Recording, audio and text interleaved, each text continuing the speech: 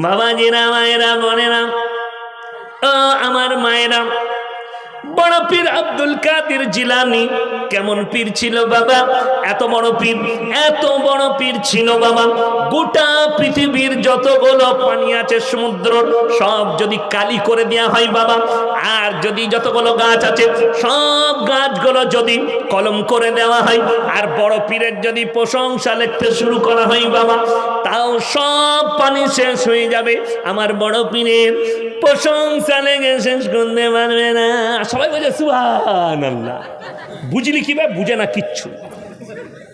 কিচ্ছু বুঝে না। ও জানছে ওরে বাবরে এত বড় পীর ছিল। নাউজবিল্লাহ। কারুর মনে হবে, শুনে যান, বড় পীর আব্দুল কাদের জিলানী রহমতুল্লাহ আলাইকে তোমার থেকে বেশি সম্মান করি, কিন্তু শুনে রেখে দেন সবাই ইমানদারির সঙ্গে বলুন, আল্লাহর রসুলের ইজ্জত বেশি না বড় পীরের? পাওয়ার কার বেশি হতে পারে? রসুলের। আমি চ্যালেঞ্জ দিলাম, এই আলেমরা বসে আছেন, একটা যদি হাদিস দেখাতে পারে রসুলের সম্পর্কে এরকম কোনো কথা এসছে, আমি জুতোর মালা পরে বাড়ি যাব কালিয়াচক থেকে। চ্যালেঞ্জ।